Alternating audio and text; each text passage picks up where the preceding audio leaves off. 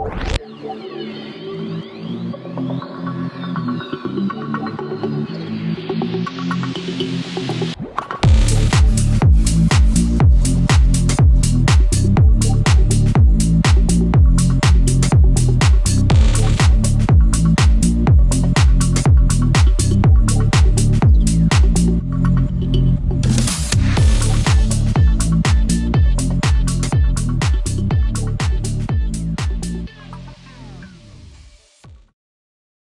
have a lot of computers, probably too many for one person. But when it comes to productivity, there's still only one that I reach for from this pile.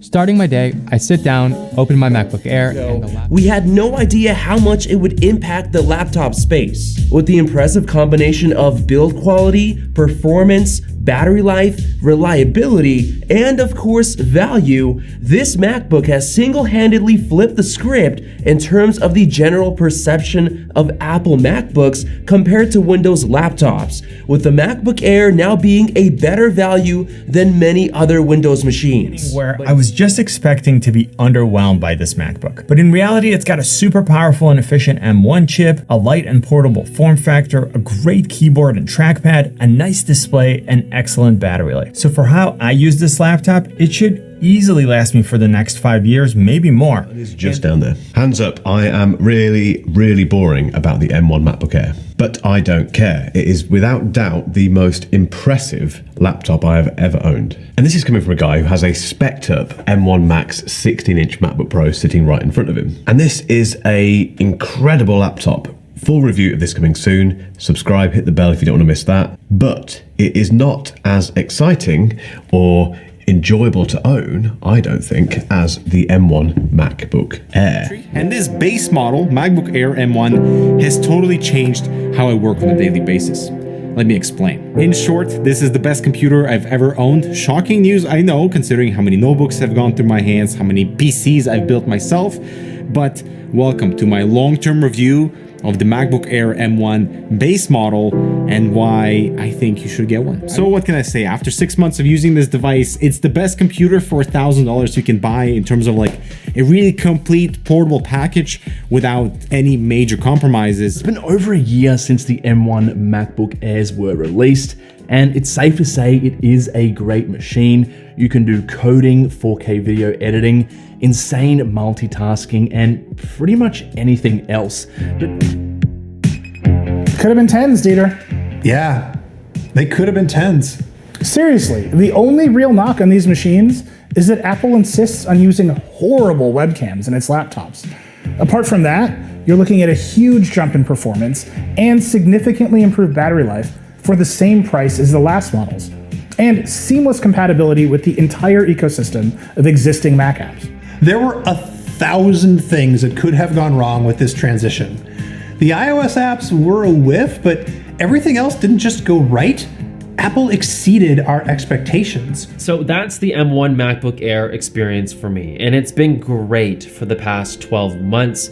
The battery life is amazing. It's easily a 2-day laptop off of a single charge, and the fact that there is no built-in fan in this computer while we do all the kind of work we want to do is just simply fantastic. Let me just say right off the bat, this is probably the perfect laptop for a student, entrepreneur, freelance worker, and essentially everyone. The MacBook Air after a year is still able to encompass reliability, usability, and speed. For example, that M1 chip in the MacBook is able to power through so many tasks with no sweat. The overall build quality of the MacBook Air is clean and light. With all the talk of the brand new M1 Pro MacBooks, I want to make one thing clear.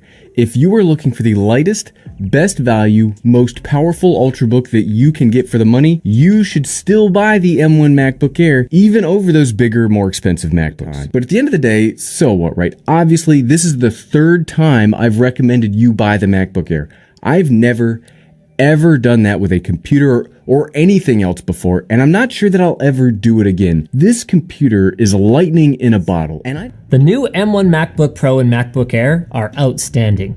Their performance almost lives up to Apple's extraordinary claims. Their look and feel is reassuringly Apple grade. Their battery life is, simply put, exemplary. And the transition from x86 to ARM, so far at least, has gone shockingly smoothly. Linus, you might say. Those don't really sound like problems. And they're not. For you. You gotta pay attention. I said Apple has a problem, because it's gonna be really hard to one-up what they've done here. We were wrong about the M1 MacBook Air, but I am so glad that we, along with many others, were wrong, and I'll explain why in just a bit. Hey guys, it's Max, and welcome to my long-term review of the 2020 M1 MacBook Air. It's incredible. There are zero issues with it. Yes, you should buy it. 8 gigs of RAM is fine, and 7-core graphics don't matter. But I can say that if you're looking for a great computer that is able to work very well from a productivity standpoint, and you don't really need pro-level performance, the Air is going to be a computer that is going to be very trusty for many years to come. And I feel like it is a good time to pick one up right now. And so if I were looking at for a laptop within this roughly $1,000 price range, I think the first laptop I would recommend to someone looking for a thin and light laptop would be the M1 MacBook Air, unless they don't like macOS. And the MacBook Air was, MacBook Air was awful when it was first released. You had a few tabs or windows open, that's it, the thing would just heat up. It's come a long way. And honestly, the M1 MacBook Air is, in my opinion, much better value, and it gives you good performance as well. I have switched my entire life over to the base model $999 MacBook Air featuring the brand new Apple M1 chip. I'll spoil the entire video right now for you. This is the new default recommendation for a laptop for me.